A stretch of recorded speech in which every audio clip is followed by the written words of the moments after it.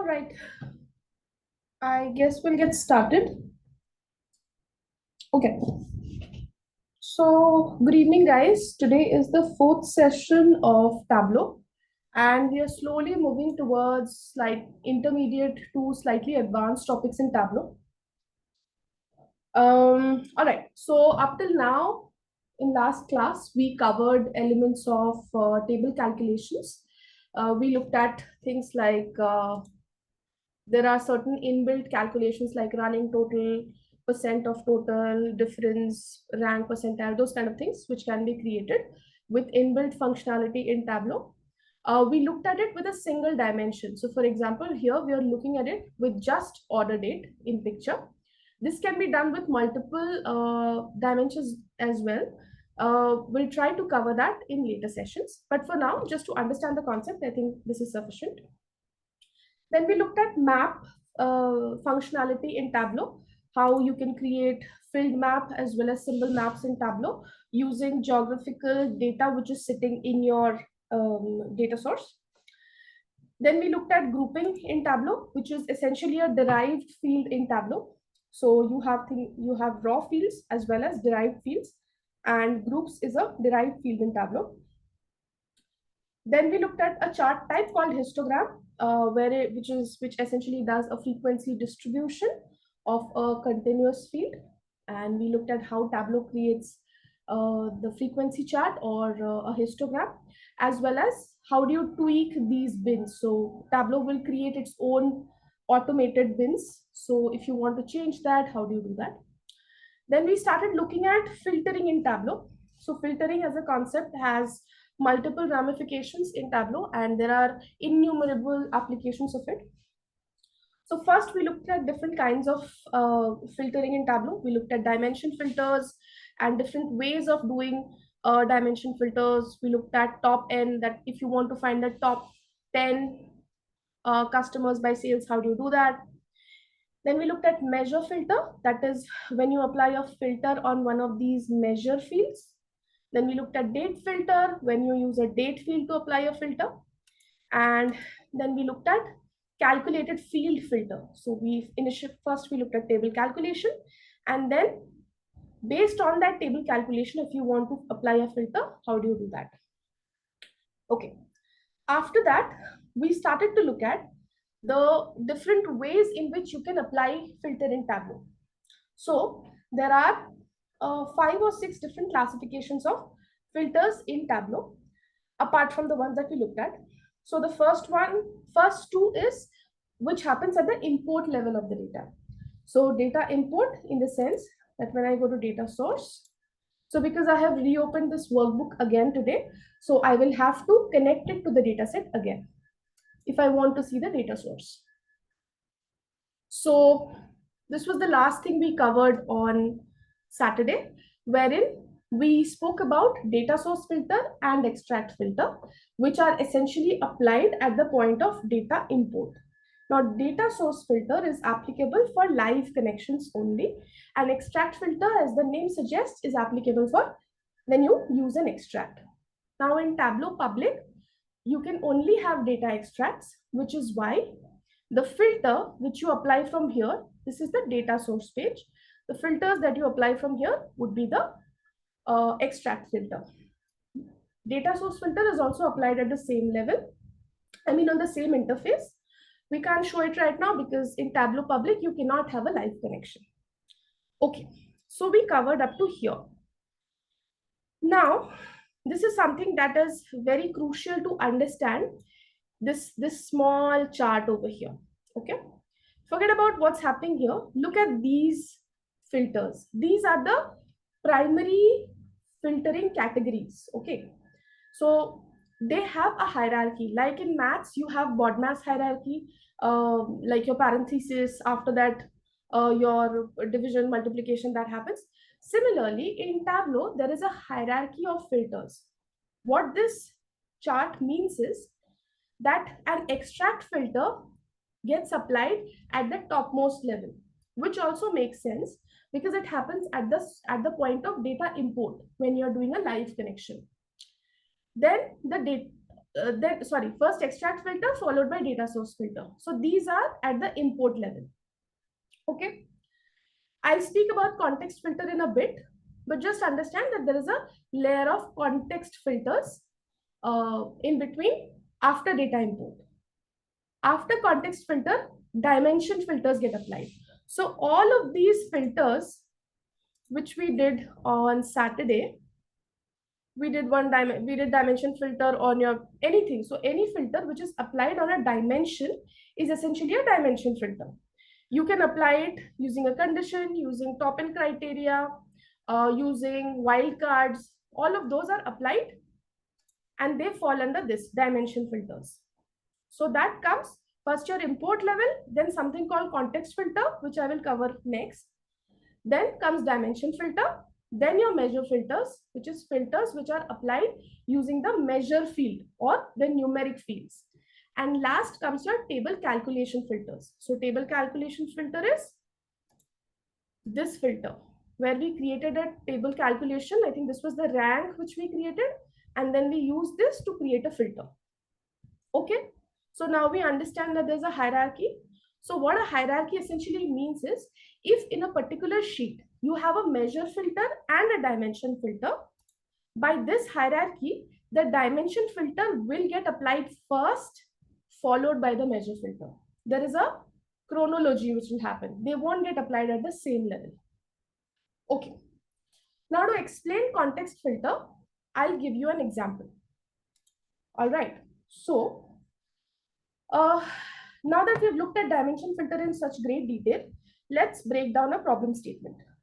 So let's say I want to filter top 10 customers by sum of sales for city, New York City. Okay, this is my problem statement. Okay, so just by looking at this, what we can make out is that this is one filter that I have to apply. I have to apply a filter on my city and select New York City from that. Okay, now this is a dimension filter because city is a dimension for me. Okay, that's clear. And then there is something like top 10 customers by sum of sales. So on the customer level, or let's say the customer name level, let's say customer name, I have to do a top 10 by sum of sales. This also we know. So we know when we covered the dimension filter, if you guys remember, we did this top-in filter. We need to do this same thing. So we have to apply it on customer name on by sum of sales. How did we do that? Edit filter. If you remember, we went to top. We chose by field, top 10, sum of sales. This is what we need to do.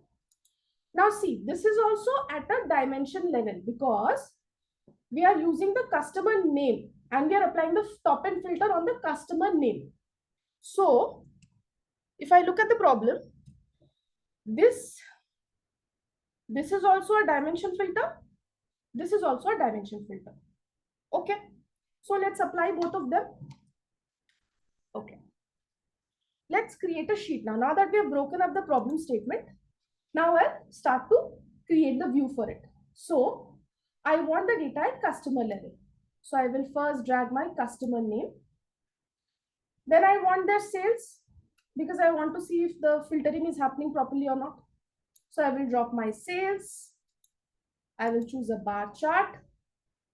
I will sort this data by my sum of sales so that the people with the highest sales come at the top. Let me also label the bars with the sum of sales. Okay, nice. All right. Now this is the basic view. Now I have to apply the filters. So let me apply this filter first. City, New York City. So I will drag city to filters. From here, from this list, I will slowly go down to New York City. It should be here. Okay, so it's here, New York City. I just want for New York City. I'll say okay. All right. So this filter has now been applied and the data got refreshed for all those customers who have placed orders from New York City. So if I just have a quick look, Tom Ashbrook had 13.7K of sales. Peter Fuller had 7.7K worth of sales. Now I want to pick the top 10 customers from this by their sales. Correct? So like we did in the top 10 filter, I will apply it in the similar way. I will drag my customer name to filter. I will simply go to top, choose by field, top 10 sum of sales, and I will say, let me say apply. I'll drag it to the left side so that you can see that whether these are the top 10 people and the filtering is happening properly or not. So I say apply, but wait, I have different names here and the chart also changed massively. So what happened? We put a filter on city and we put a top 10 filter on customer name. But here, is it really giving me the top 10 customer by sum of sales for city New York? I don't think so. Because just by manually looking at this, I know that the top 10 customers are up to here. Just think about this guy, Seth Vernon. So Seth Vernon had a sales of $7,000 from New York City.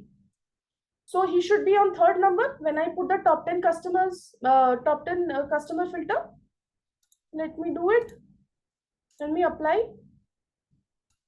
But Seth Vernon is not even, is there, but the value is not 7,000. It's not the same number. And these guys were not even there. The reason this is happening is because look at these filters now. Both of these are dimension filters. So by this hierarchy, they are both applied at the same level. Same level means that the view that you see here is an intersection of both of these filters. So people who are from New York City and customers from the entire data set who were in the top 10 sales, the intersection of those two subsets is what this is. Okay. But what did I want? I wanted a sequential filtering. I wanted to first filter by New York City, and then for people who were from New York City, I wanted to pick the top 10 customers. Okay. So I want a hierarchy here. I want this city dimension filter to be applied before this top 10 customer by sales filter. So this is where your context filter is important.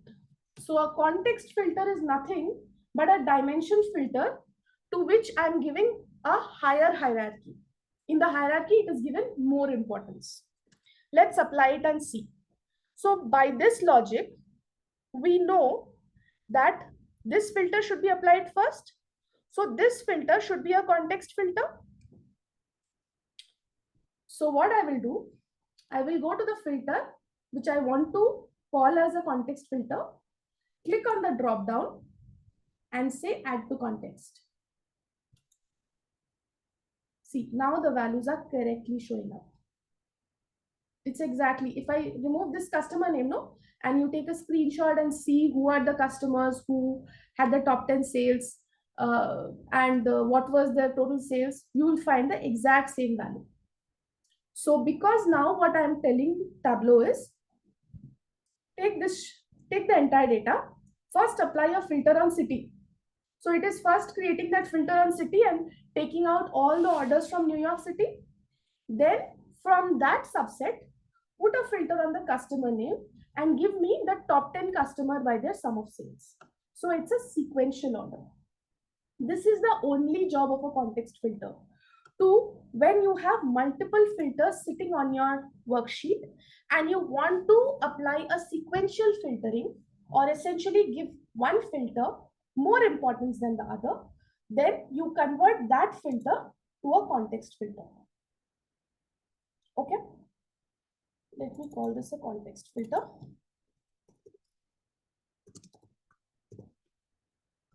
This is one example of a context filter.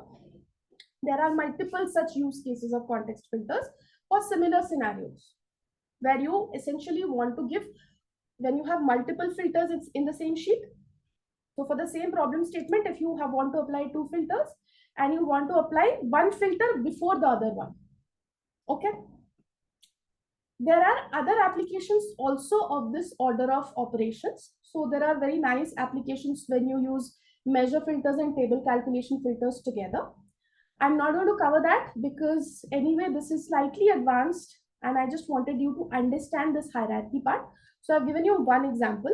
As you progress with Tableau further, like when you go to more advanced stages, you will see such examples in daily life. Okay. So that's your context filter and that's your order of operation. Now, the next thing is global filter versus local filter.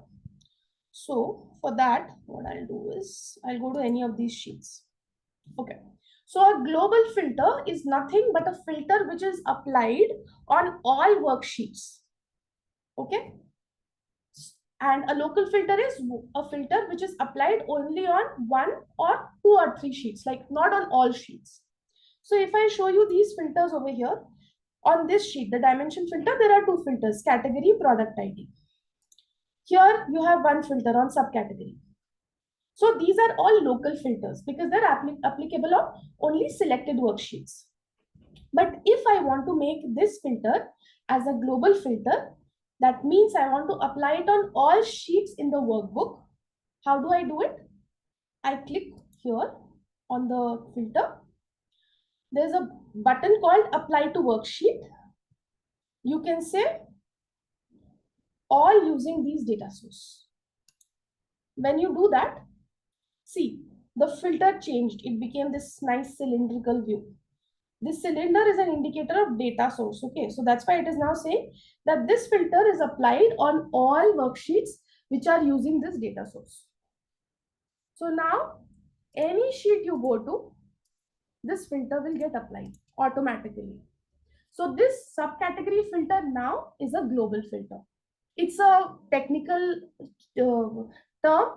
I don't see much of an application of it unless, I mean, if you really have to apply something at a data source level, you might as well add it when you're importing the data source. You would not really apply a global filter as such, but Tableau gives you that functionality. Because at the end of the day, what am I doing? I'm all the worksheets which were using this data source, I applied the subcategory filter on top of them. That's what I did. That's the same as saying that at the data source level, if I add a filter. So you might as well just use this. This is also going to make your data source smaller. So it's going to have performance benefits as well. Okay. The last one is a hierarchical or a cascading filter. For that, to explain what that means and how that works, I'm going to create a quick view. So I'm going to add my state. Then I'm going to add my city. Then I'm going to add my sales. I don't want this, so I'm going to clear this filter. Okay. Now, I also want to put filters for both state and city on this sheet. So I will drag state, just say okay. Just creating placeholders for these filters at this point. So now I will add these filters to the sheet. So I click on the state filter. I say show filter. It appears on the right hand side. Go on city and say show filter. Okay. So city appears here, state appears here. Now, by logical sense, I know state is is higher up in the hierarchy as opposed to city. Like city would be a subset of state. So I will drag state up. So how do I drag? When I go to this container, this is called a container, by the way. So anything which contains a particular element, that's called a container in Tableau. So this state filter container, when I go over that, you see the cursor changes. It's a square cursor. So I click on my mouse, hold it, and I drag this to the top, the state filter. You see there's a dark gray line which appears at the top of the filter pane. Earlier, it's not there. When I drag the filter to the very top, you'll see a dark gray line appearing. Release the mouse. This is just reordering. I'm just reordering this. So the view looks logical. Okay. Now this is my view. Now let's say if I select Alabama, if I just select Alabama, for Alabama, these are the 8, 10. I think these are 8. Yes, 8 cities. And this is the sum of sales. But under city, I can still see everything. It's not really a hierarchical filtering. If I want only the relevant cities which are there in Alabama to appear in the city filter also, which is only these 8 entries for city, how do I do that? I go to the city filter over here, click on the drop down. There's something called only relevant values. Initially, it's going to be all values in database. When I click on only relevant values, see, now the filter is showing only these 8 cities which pertain to my state, Alabama. This is called a cascading or a hierarchical filtering. So this is just going to be helpful for me to make the view better looking, because essentially at the end of the day, even before I had this nice only relevant value thing in filter. Okay, so let's say all, and initially it was all values. Okay, so even if I had selected Arizona, it didn't matter what I'm selecting here because the filter was correctly getting applied. The only thing is it was a little confusing because I know for Arizona there are only these 10 or 12 cities, but in my city filter it is giving me option to filter out anything and everything. So it's not really helpful. So what I do when I go and say only relevant values for this filter, now I can simply choose a filter. I can simply toggle in the city filter for only the relevant state.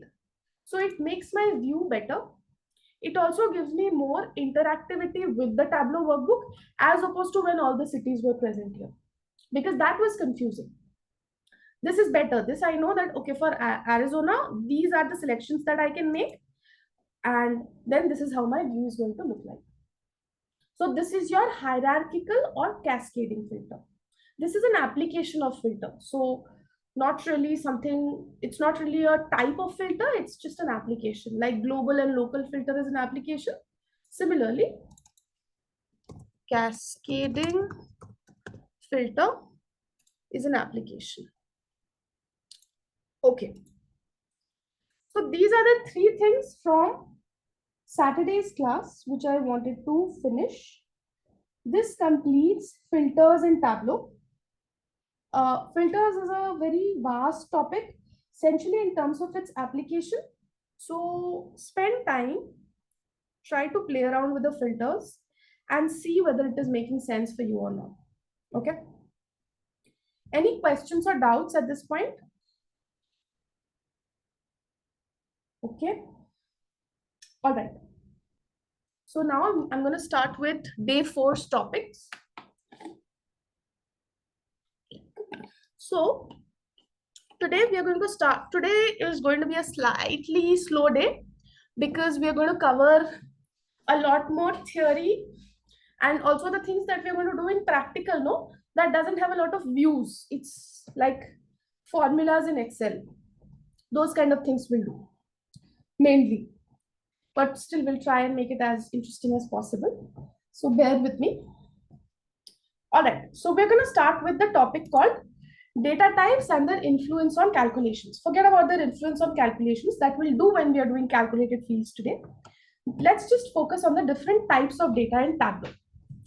Okay, let me write it down for you. So, up till now, we have looked at all kinds of raw fields in Tableau. So, we know that by default, there are 2 kinds of data sources, or in the data pane, the categories are dimension and measures. Okay. Now, the next level categorization is types. So types is a concept which is uniform across any coding tool or any platform that you work with. So by default, you have a numeric data type. So numeric is nothing but your measures or anything where your data is saved as numbers. Okay, like continuous numbers like sales, quantity, profit. Those are your numeric data types. The next is, of course, string. So string is your alphanumeric fields, essentially those fields which Tableau treats as text. So pure text fields. So for example, your ID, your name, your let's say category, those are your string fields. Okay, simple concept. The third is date fields. Date fields are your dates. So in this data set, you have two date fields, order date and ship date. Okay. And the fourth data type, which is not there in this data set, is boolean. So boolean we know is anything which takes true or false kind of dichotomous output. That's called a boolean entry. That's not there. We'll create some fields, some boolean fields. This is a data type in Tableau. That's why we're introducing this. And last is geographical or geospatial data type. So all of your map, the fields that we use to create your maps.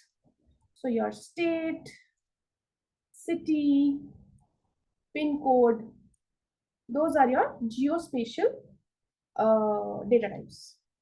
Okay, now very quickly, let's have a look at how their icons look like. So your numeric fields or measures, you can use them alternatively. They have a hash sign. So the hash icon is indicative of a numeric field. ABC is indicative of a string field, like a pure string field.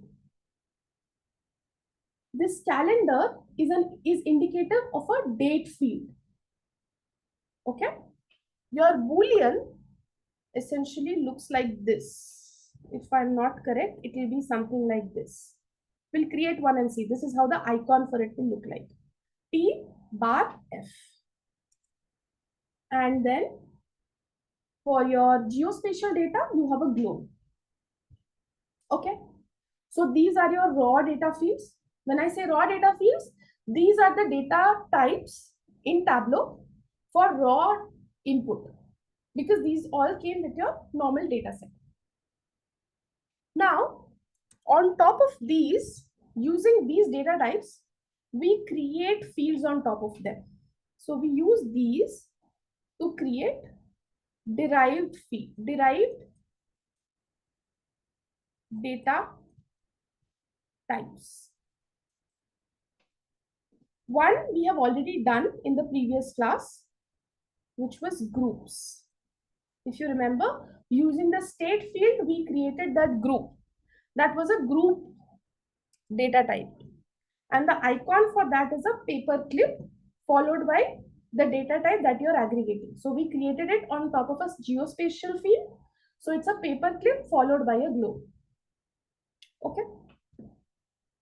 Now, there are few more data field types that we need to create, which we'll create. So one is hierarchy, which we'll create today. Then you have calculated fields. Calculated fields is nothing but your formulas in Tableau. Formulas, functions in Excel, the way you create formulas, this is similar to that. It's called calculated fields. Then we'll learn how to create sets and then parameters. These are what we'll create. This we already understand. The next is going to be a hierarchy. Okay. So let's create a hierarchy and understand what it means. Let me see, hierarchy sits where? Huh. So hierarchy, the content on hierarchy sits on Tableau day 4. So I'm going to start there today. So data types were sitting in your module 3, slide number 21. Just giving you a reference in case you want to follow with the PPT. So you can refer from there. I follow my own flow because it makes sense for me when I introduce new concepts. All right, let's talk about hierarchies. Hierarchies, as the name suggests, it's going to be a feature within a feature. Okay. So a hierarchy is a way of organizing related data fields into a structure that reflects their natural order. So from broad categories to more granular categories. For example, a geographical hierarchy can include country, followed by state, followed by city, followed by postal code. This is something which we'll create. Okay. Look at these common use cases. The most common one is a time series hierarchy because that's already, it's a natural hierarchy which exists in Tableau. What do I mean by that? Let me drag my order date to my columns. Okay. It adds year, correct? There's a plus sign next to it. Up till this point, what were we doing? Whenever we wanted to, let's say, use quarter or month, we went on the drop down and chose it from here. What happens if I simply do a plus here? It essentially gives me the next level of the hierarchy. So after year, under year, what is the next level of hierarchy? Quarter. Now see, that plus sign changed to a minus sign. That means I have already expanded out year. So under year, now I can see the quarters. Quarter now has the plus sign because there is another level of granular data under quarter, which is month. So when I click on plus, now the months are visible. So for 2014 quarter 1, you have January, February, March, and so on. Okay. Then now quarter has a minus sign. That means quarter is expanded. Month has a plus sign because there's a level of hierarchy under month also. That means day. So now you have your year, quarter, month, and day. Correct? Let me transpose this out. This is essentially what a hierarchy means. This is your outermost level of the hierarchy in this data set, which is the most broad level. Okay, so 2014, which is a year level, that's the most broad or the most non-granular level. Under it, you can have 4 quarters. So the next level in the hierarchy is quarter. Under quarter, you have your month, and under month, you have your day. So this is a natural level of hierarchy. In any sense, this is how your time series analysis or time related fields hierarchy look like. Ideally, there should also be a week in between them, but it's not there, so that's okay. There should also be a fortnight kind of thing, but mostly that doesn't exist. In general terms, this is your level of hierarchy in Tableau. Okay. Now, for geographic analysis, this is a hierarchy that we are going to create. Now understand that whenever you are creating a hierarchy, it should make most sense, like it should be logical. It cannot be that under country I'm putting postal code and then I'm putting state, because postal code is going to be a subset of city, which is a subset of state. So you can only this order makes sense when you have geographical data. So and whenever you're creating a hierarchy in Tableau, always make sure that it makes geographical sense. Okay, so I'll create this hierarchy for you, and then we will do something called a drill down analysis. All right, how do you create a hierarchy? That has been given here. We'll create it and see. Okay. So the first level is country. Under country, I need to have state. The way I can, there are 2 ways to create a hierarchy. One, I go to country, which is my top level of the hierarchy. On the drop down, there's a field called hierarchy. I can click on create hierarchy and create from there. Then I have to give a name to that hierarchy. So let's say geo hierarchy. Let me call it geo hierarchy. Say okay. Now what happened? Now you have a new icon sitting here which looks like a flow chart. Not a flow chart, it looks like a hierarchy only. Under that, there's a single field right now, country. Now I want to put state under country. So I will drag state and drop it under country. When will I drop it? See, state was here. Okay. When I'm dragging it up, see the icon, it's becoming the blue. That blue icon is moving as I move state over the dimensions. When I bring it under geo hierarchy, you see there's a line, there's a blue line. That means Tableau understands that I want state to be under country in this hierarchy. Drop it here. So now under my geo hierarchy, I have country followed by state. Then I will drag city under state. So click on city, hold on to your mouse. Click on city and then drag it under state. See, now when I have brought it under state, I can drop it here. Now, be very cautious that you don't drop it here. Whenever you're creating artificial hierarchies, like in this case, Tableau will let you drop city anywhere. You can also drop it above country, but that will not make logical sense. So when you are creating user-defined hierarchies, make sure that the order that you're following, the flow that you're following makes logical sense. Okay. So then we drop city here. And last would be postal code. So I will drag postal code and drop it after city. Okay. I can also do dragging and dropping inside this in case I have erroneously put, let's say, postal code above or below. So you can rearrange it. So using this, I have created a hierarchy or an artificial hierarchy. Now I will show you two drill down analysis. So this using order date. So first we'll create one using order date. Okay. So I'm going to drag my order date to my columns. Then I'm going to drag my sales on this field on the data. Then I'm going to drag my profit and drop it on the table. Let it create any kind of table it wants to. Drag it on rows. So now what it has done, it has put sales in label and profit here, which we don't want. We want both as charts. So I will drag sales also here. So now I have two charts, one for profit, one for sales, two line charts, which I'm going to compare. Okay. First, let me make the view a little better. We'll go for entire view. And second is, you see there's so much of white space in this chart because the table is automatically starting from 0.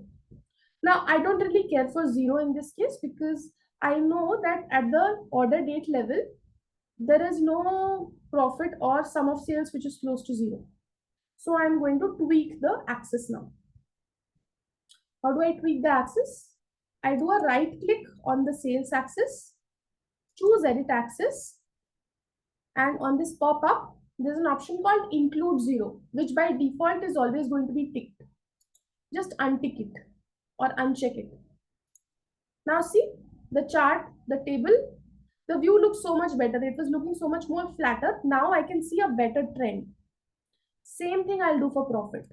Right click on the axis, edit axis, uncheck include 0. So now I can see better trends for both profit and sales. So what I can make out from this is, so a drill down analysis at the end of the day is an analysis.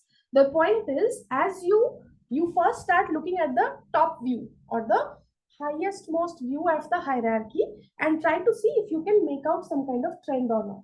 And then you start drilling down in the hierarchy and see that exactly at what point that change is coming from. Okay. So by looking at this, what we can make out is both sales and profit are going in sync. for most of the year. So for 14, 16, and 17, my sales went up and my profit also did go up. But for 2015, I see a slight dip in my sales. My profit also had a dip. But so if you look at the slope of this line as opposed to the slope of this line, this is slightly flatter. But overall, there was an increase only. That means something happened in 2000. So in 2015, while the sales saw a dip, the profit did not see that much of a dip in terms of percentage. Let's see if similar trends are shown at quarter level or not. How do I add quarter? This plus sign. Click on that and you have your quarter and year. Now understand, I'll tell you why this is coming, why the chart is broken up by year and quarter. Look at the trends first. So if I just look at sales, I do see a cyclicity. So I do see that, sorry, I do see some seasonality. So seasonality means that when you go over a particular year, you see similar trends happening for different years. So for each year, you will see that the quarter one has the lowest sales. And then quarter four, which is the festive season, has the highest sales. And it goes up after quarter two.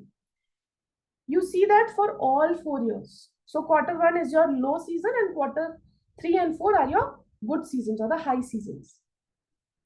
But similar trend is seen for profit in 14 and 15. For 16 and 17, not so much.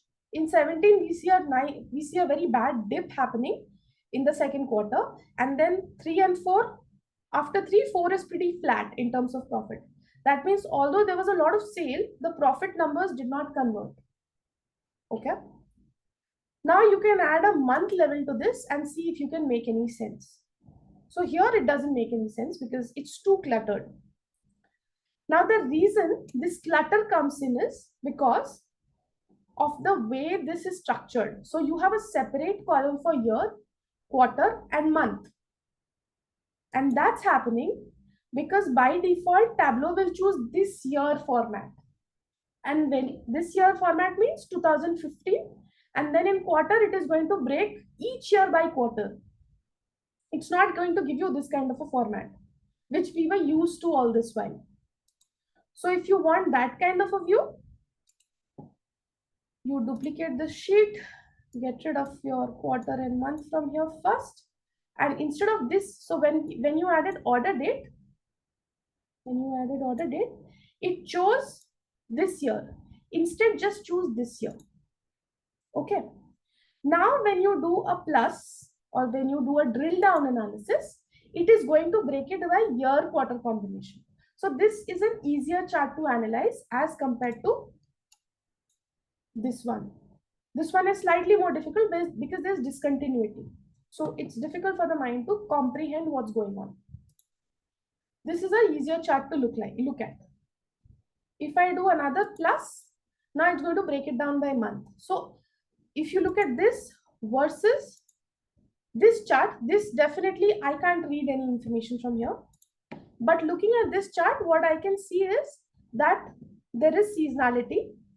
So there is this kind of a trend that you see in sales. For profit, the variation is much, much higher as you go in 16 and 17.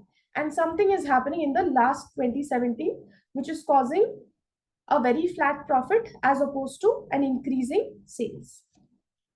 So this is an example of a drill down analysis where all I did was I used a hierarchical field. I slowly started at the top level and then slowly went down the hierarchy to understand that is there any seasonality? Is there something that I can really make out by just looking at the trend? Like here, I know something is going on in January 2015 where my profits have gone negative and it's the lowest. Although sales are comparatively decent. So something is happening in this month.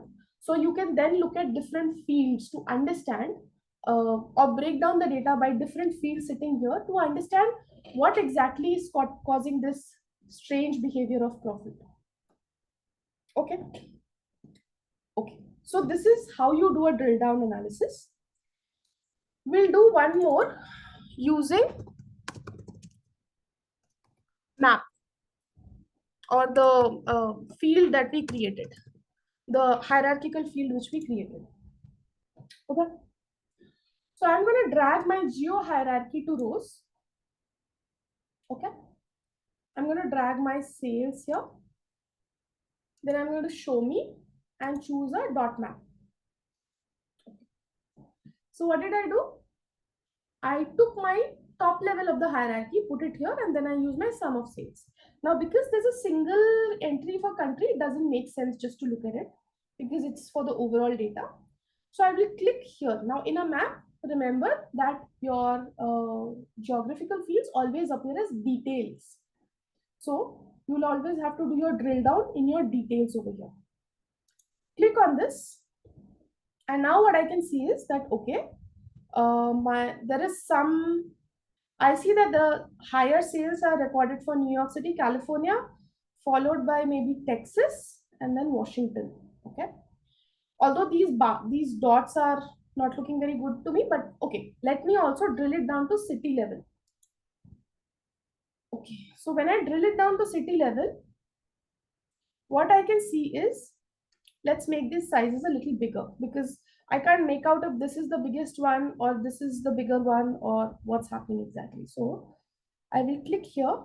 I will say edit sizes and I'm going to increase the size of these marks, apply them and see.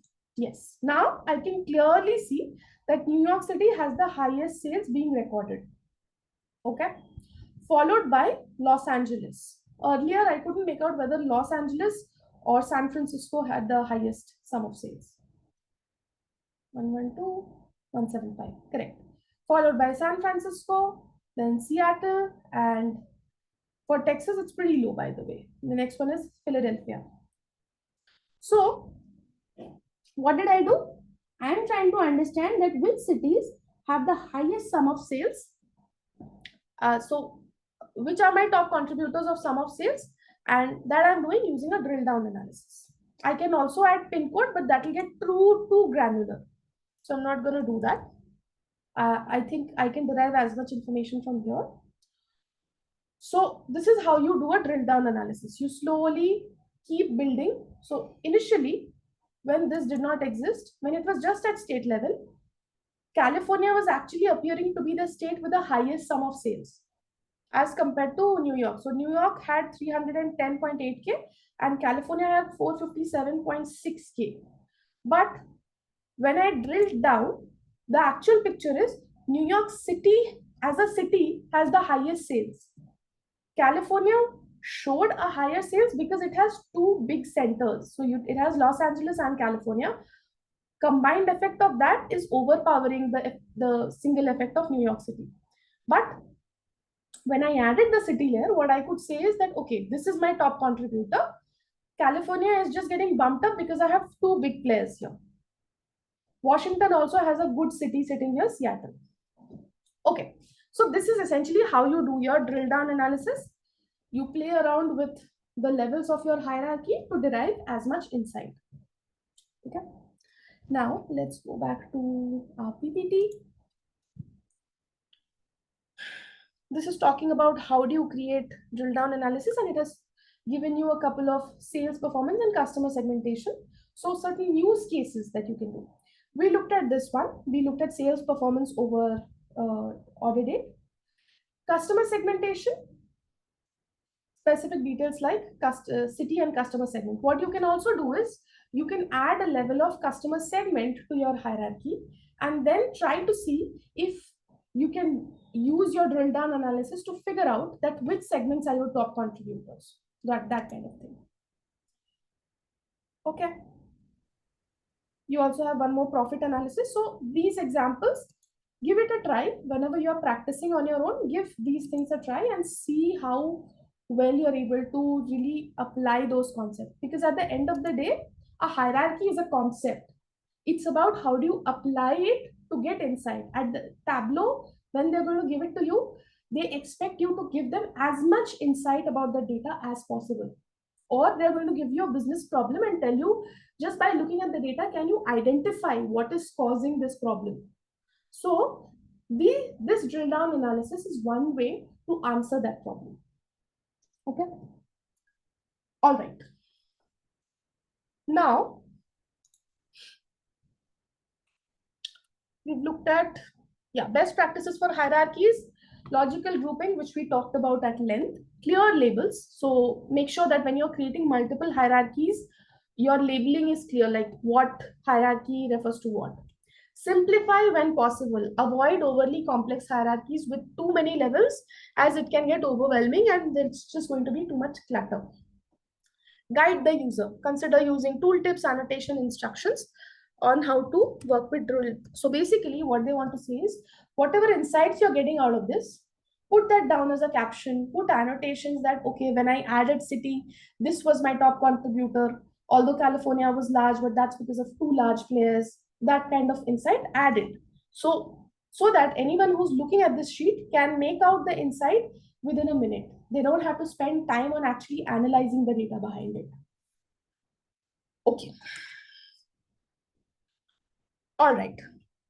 The next concept for today is a calculated field, which is also a very vast topic. So we'll not complete all of it. We'll see how much soever we can do today, and then we'll spill it over to the next class. So calculated fields and table calculations. Table calculations we covered in the last class. So they help you perform custom computations. Essentially, create new fields. Okay. What is a calculated field? It's a formula that you're applying in Tableau. Okay. Let's create one and see. There are two ways by which you can create calculated fields. Number one, you go to analysis and there's an option called create calculated field. Okay, let me first create using this. So the first calculated field that I will create is sales minus profit, which is also known as cost of goods sold. This is a accounting formula. So cost of goods sold is essentially your total revenue minus profit. So sales is a good proxy for revenue. So I'm going to say sales. Now pay attention here. When I wrote sales here, although Tableau has a field called sales, it will show me sales here. And I will have to select it from here. Otherwise, it will have this red dotted line under it. That means this red dotted line means Tableau doesn't understand this word sales, although it is exactly similar to the name of the field. So whenever you're creating a calculated field in Tableau and you're typing it out, always remember to select your field names from the pop-up. If you don't do that, Tableau will give you an error. Did you see how the name of sales changed? Initially, it was just sales in black with a red line under it. As soon as I selected sales from the pop-up, it becomes this field, this orange field with a nice bracket around it. That means now Tableau knows that I am referring to this field sales sitting in the table. Okay, always remember this. This is one of the most common errors when you are writing formulas. Then I say minus, and then I say profit. So I will say PR. When I say PR, it will show me formulas. This F is the icon for formulas. And all the fields in Tableau which start with the words PR.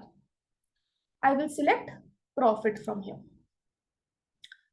Now see, Tableau always does an audit of the formula that you're feeding it.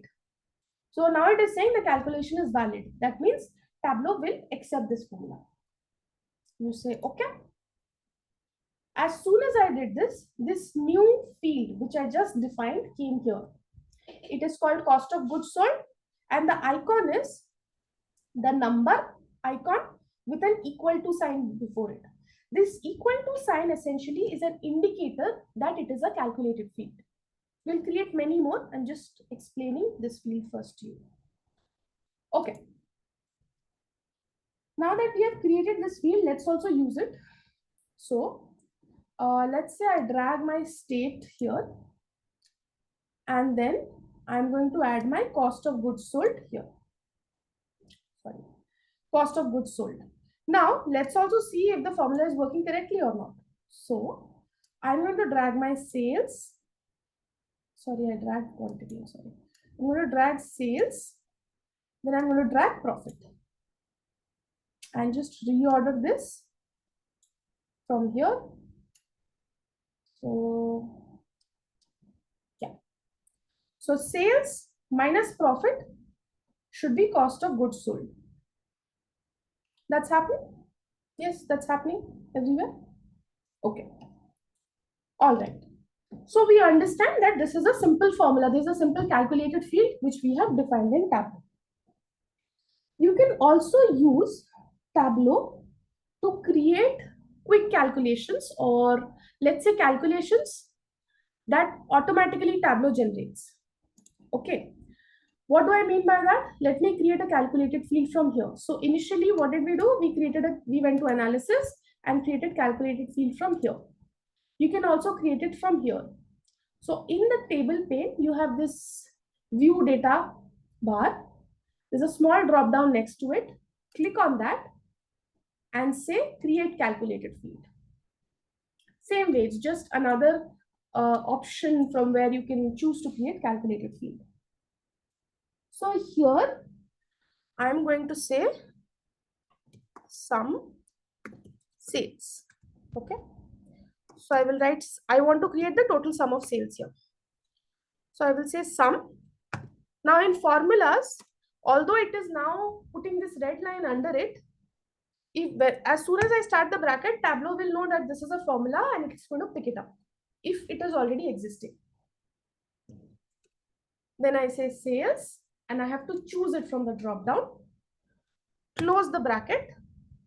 The calculation is valid now. Okay. Now this sum of sales is getting created. Let me add category. Let me add sum of sales. Let me also add sales. So the sales, whenever I drag a measure into my table, by default, it is going to create the sum of that field. And because the sum sales, which I created, is nothing but a sum on top of that sales field, the values are exactly similar. This example, I'm just showing you to explain that even though Tableau can create quick calculations for you, these are called quick calculations. These are your quick calculations. You can still use a calculated field to create the same. Okay? All right. Now I want you to focus on this because now I'm trying to explain something very crucial, which is very important for you to make that distinction in your mind. So for that, I'm going to create a field called sales whole. Sales whole. I'm going to use a round function for it. Let's say I'm going to use sales.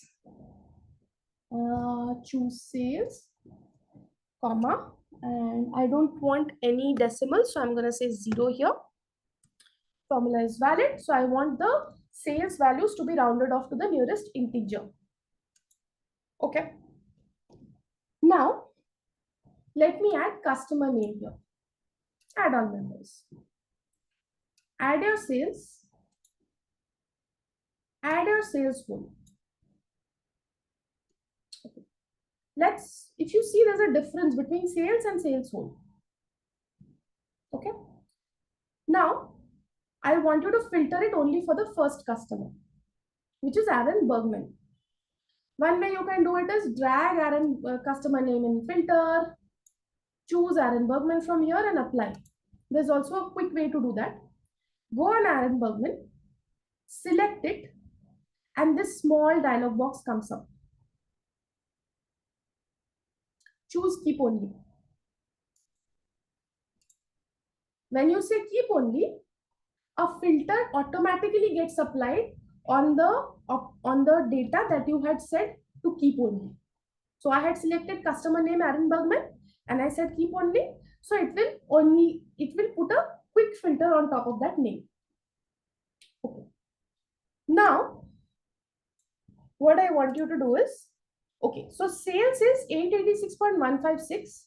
Sales whole is 887. There's a difference because we did a rounding thing. Now, go to analysis, choose view data. Okay. This kind of a pop-up will come. Summary. Summary will show you what your sheet is exactly saying. So for customer name Aaron Bergman, it will show you sales whole and sales sum of sales. Choose full data.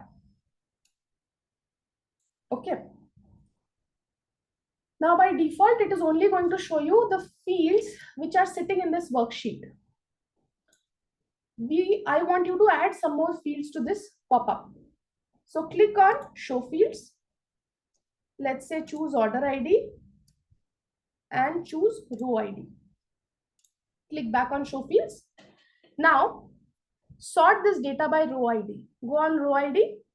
There's a sort button. Click on it. It will sort the data. Okay. Now understand this. In summary, what Tableau does is Tableau essentially is a summarization tool. In the backend, even if it has 994 rows of data, as soon as you ask it that give me the sum of sales by customer name, it is going to do an aggregation. So how is it finding this 887 or 886.156? It is picking up all the customer name Aaron Bergman, doing the sum of sales, doing the sum of sales whole. But in the backend, always remember that what Tableau is doing is, it is taking the sum of all of these individual rows. It is taking the sum of sales of all of these numbers and then giving you this number. It's very important to make this distinction when you write a calculated field, because in a calculated field, when you say, in a calculated field, if you say sum of profit divided by sum of sales, this is never going to be equal to profit by sales. I will show you this example. That's why I introduced this concept to you. That always remember that in the back end, there are going to be individual rows of data that Tableau will aggregate. Sum is still easier to understand, but instead of sum, if you have average, then it gets even more complex. So this is not going to be equal to the sum of this. It's never going to be same. That's the next example which I want to show you. Okay. So sales whole at every data point level, because how did we define sales whole? We said round off each individual sales value. So I took each individual value of sales, rounded it off to the nearest integer, and then took the sum of all of this. Okay, which is why this number is different than this number. If I would have done round of sum of sales, then these two numbers would be same. Okay, let me create the profit field and then it will be clearer for you guys. So now I'm going to create two fields. Okay, one, I will create profit margin raw. Here I will use profit divided by sales. Simple. So this is going to happen at each data row level, at all of those 994 rows. Okay. Then I will create one more field, which I will call profit margin. Here I will say use profit, sum of profit divided by sum of sales. Okay. Okay. Now what I'll do is I'll take the same view. I will add my customer name. I will add my profit margin raw. I will add my profit margin. Look at the same guy, Aaron Bergman. Again, let's filter him out. Click on Aaron Bergman, choose keep only. Do you see there's a difference between the two numbers? So profit margin raw is 0.6325 and profit margin, which was sum of profit by sum of sales, is 0.146. Why is that happening? Go back to analysis, do view data. Initially, it will give you the summary. choose full data, and now you have profit and sales both. And so what's happening? What I have done is, before the class started, for this guy, I have copied all his profit and sales into Excel so that I can show you how the formula is working. So profit margin raw, which is profit by sales, it is computing this at every row level. So for each row, it is computing profit by sales. Okay. And then here, because it says sum of profit margin raw, it is taking the sum of all of this.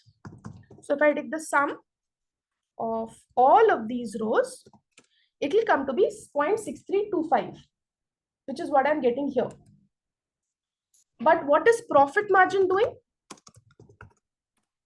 The formula for profit margin was sum of profit divided by sum of sales at the aggregation level of the sheet. So in this sheet, the aggregation is at customer level. So for Aaron Bergman, it is taking the sum of profit. Let's do the sum of profit. It is taking the sum of sales,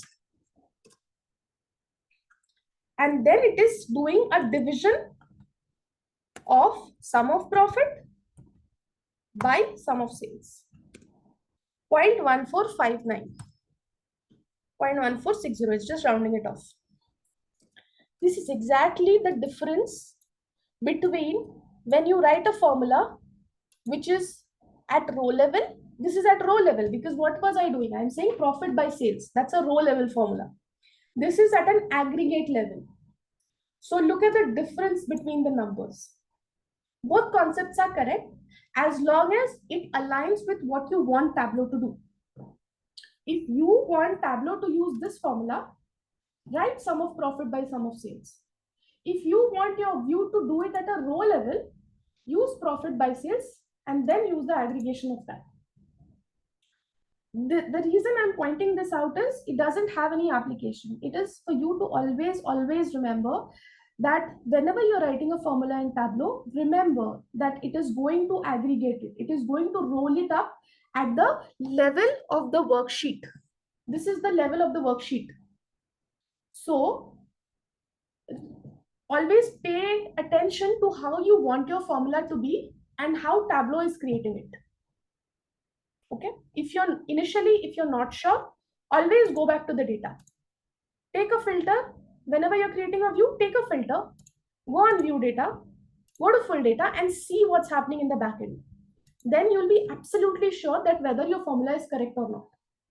Okay, because logic can go anyway. You have to make sure that the logic is aligned to what you want the view to be. Okay. Okay, this is why I did all of this Mahabharat, but because it is very, very crucial that you understand this distinction. Okay. So this is in numeric functions. See, I'll not go over all the functions which are there in Tableau. What I'll do is instead I'll provide you this link. This is a Tableau community set where you have all kinds of formulas that Tableau allows you to create. Most of them you will not use, and formula learning is very need based. Once you get once you have the requirement, you will learn it. I'll cover some basic ones, like for number functions I covered sum. I showed you a formula where you did division and things like that. I showed you whole number and things like that. If you want to explore more, you can have a look at this sheet. I'm going to paste this link in the chat itself so that you guys can see it and use it. Very useful. This is a Tableau community help. Okay. The next thing that I want to cover is string functions. String functions are functions which are applicable on string data. So I'm going to cover left. It's very similar to how it happens in Excel. So if you guys have worked on Excel, this should be pretty simple for you. I'm going to use customer ID. So when I drag customer ID, let's say this customer ID has three parts. The AA is a code. It's an area code. The first two numbers is nothing but a customer uh, customer key, and this last 315 is a customer code. So I want to break this up into three parts. The first two letters is one, the first two numbers after hyphen is another, and the last three numbers is another. So I will create three formulas together. I'll paste them together over here. Then you can see. Okay. So I'm going to create a calculated field. First is area code. I'm going to use left function. Very similar to how it works in Tableau or in Excel. Left function essentially looks at your string, starts at the leftmost point. First, you have to give it an entry, which is from which field you want to create this area code.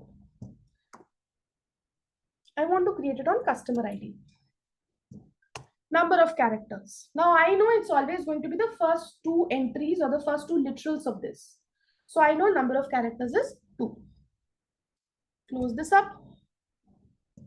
So area code, by this logic, should always filter out the first two letters, which is my the entry for area code for each customer. See, now it creates a field because it is created on top of a string field. There's an equal to sign followed by string icon. Now I will create one more calculated field, which is customer key. Here I will use the mid function because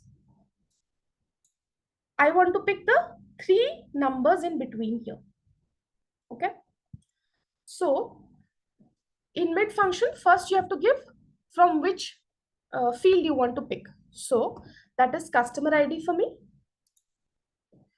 followed by starting position. So from where you want to create the substring. So I want to start from the fourth position. 1, 2, hyphen is third, followed by fourth position. I'm going to say 4, followed by length. How long do you want to extract? Now I know the three numbers after hyphen is my area code. So I will say 3. So the syntax for mid is, first you specify which field, then you specify the starting position from where you want to do the substring. Now I want to start after the hyphen. So it is 1, 2, 3, 4. That's 4. The third is how long you want the substring to be. I want 3 numbers. So I will say 3. That's my length of substring. Close it up. This is also okay. I will create my last field, which is going to be customer ID code. Okay. So that's going to be the last two numbers for each customer. So here I will use my write function. Again, I have to define from which field, customer ID, followed by how many characters do I want to extract. I want the last 2 characters. So I'm going to say 2. Close it up. Right and left is exactly similar. In left, you start from the beginning of the string. In right, you start from the end of the string. Now, I will drag all 3 of these into my sheet. Area code, customer key, customer ID code. It has correctly broken it down. So area code was the first 2 letters. That's correctly getting extracted. Customer key was the first 3 numbers after hyphen. That's getting extracted. Customer ID code was the last 2 numbers. So here I have given you an explanation of how the basic string functions work. Left, mid, right. Now, if you guys remember, we had looked at something called split on our day 1 when we were looking at data prep steps. Now, split is also a function. So, I'm going to use split to break down my customer ID into area code and the rest of the number. So, to extract area code, now I will use my split function. I go to analysis. I say create calculated field. I will call it area code split. And I will use the function split. Again, in split, you have to first specify which field. So customer ID, because I want to extract the first two letters before hyphen. Then you have to specify what is your delimiter. Delimiter means what are you using to break up the text. So the hyphen is my delimiter because whatever comes before hyphen is what I need. So within quotes, I will say hyphen, comma. Token number means in a split function, it is going to look at the string first. Okay. So if the string looks like this,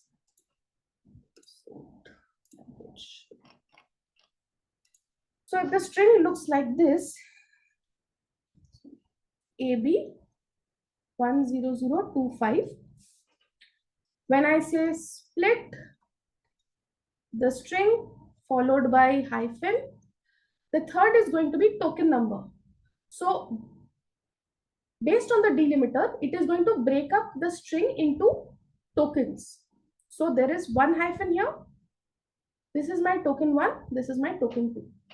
Had there been another hyphen followed by, let's say, CHF, it would have broken it into 3 parts. So then you can pick either part 1, part 2, part 3. Now for our case, this doesn't exist. It's only up to here. So in my split function, because I want to pick AB, I will have to first specify the column followed by the delimiter, which is hyphen in this case, and then the token number, which is 1 for AB. Let's do that. So here I'm going to say 1, close it up, and say OK. Let me add it next to area code. See, it's extracting the same information. So you can do the same thing using either a left or an area or a split function in this case. Okay. Now, let's look at some find and replace functions in for strings. So, let's say I use product name now, product ID. Let me add product ID. Okay. So product ID has FUR followed by, so there are 3 letters followed by hyphen, followed by 2 letters, followed by a combination of numbers. Correct? And you see this is changing. So find helps me define the position of this letter. Okay. So let me write it out first. So I'm going to call it find BO. Let's say my target is to find the position of BO in product ID. Now BO only exists for certain entries. For others, you have different codes. The middle code is different. So let's see how find works with that. Say find, mention from which field. I want to pull it from product ID. That's my reference field. Substring. Substring is going to be what are you looking for? What are you trying to find? I'm trying to find BO in this string. That's it. And just say OK. Now find will give you the position. It's the starting position of the string that you're looking for. So it's going to be a number. So see, it created a numeric field and an equal to in front of that. Drag this and drop it here. By default, it is going to do a sum. Go and say that please treat it as a dimension. Say, okay, hold on. Sometimes this happens. Okay. 1 second. So what we are going to do is this. I want the position of this. So I will drag this first upper. I want Tableau to treat this as a dimension. So another thing. Tableau can put numbers. So because Tableau sees numbers here, it's going to put it in the measure list. But I know that this is giving me the position. So I never want to find the sum of it. I always want it to be treated like a dimension. So I will drag it up into dimension and drop it. First thing. Okay. Then I think if I drag it here, it is going to give me the position. So now this is telling me, look at the output here. It is telling me that the position for BO starts at the 5th position. Is that correct? FUR 3-4 So BO starts at 5th. So it's correctly identifying the starting position for the literal that we were looking for, which was BO. Let's see for those cases where BO doesn't exist, like this one. Here BO doesn't exist. So because it cannot find BO, it's going to give me a 0. Okay. So find essentially helps us to find a particular string within an existing text field and give me the position of that. Now, because that is going to be a measure, because it's a number field, it's 50. So Tableau sees it as a number. But we know that this is not a number, it's a position, it's a discrete field. So we dragged find BO from measure and dropped it on dimension. So that Tableau treats it as a dimension now. Okay. Next is I'm going to show you one more function which is called replace. Now, okay, I have found out BO, but I know that BO is incorrect. I want to replace all the BOs sitting in this list with a BN. So I will say create calculated field, updated product ID, and say replace string. So string is in which field do I want to do this replacement?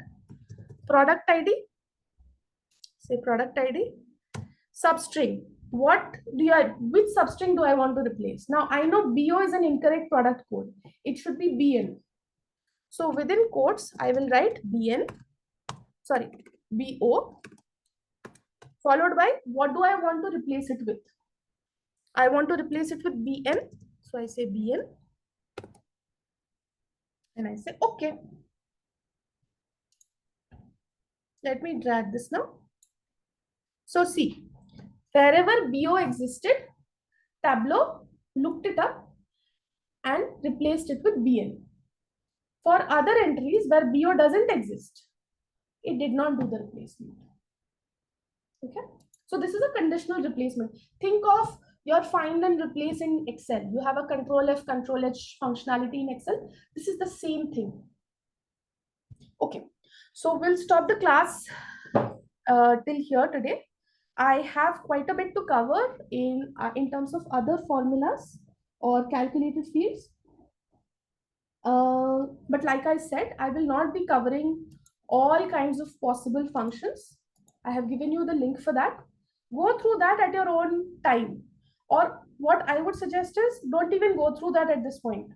Whenever you're trying to find, whenever you have a problem statement and you know that this is the kind of formula I want to look up, then start looking at these functions and see that, okay, does anything really make sense for me to use? Most of the time, you will use a combination of 2-3 functions and you can use them. But that's how is what I feel is the best way to learn functions in any tool, that it's going to be need based. That's the only way you learn. You can't mug up. You can't really keep on learning things on this. It's just going to be a waste of your mind space and time. So don't try to learn that. Practice as much possible and then explore different things. So I'll cover the rest of it on, I think we meet on Thursday. Yeah. So I'll cover the rest of calculated fields on Thursday. Please practice and let me know if there are any doubts. Thank you. Have a good day. Bye-bye. Good evening. Sorry. Bye-bye.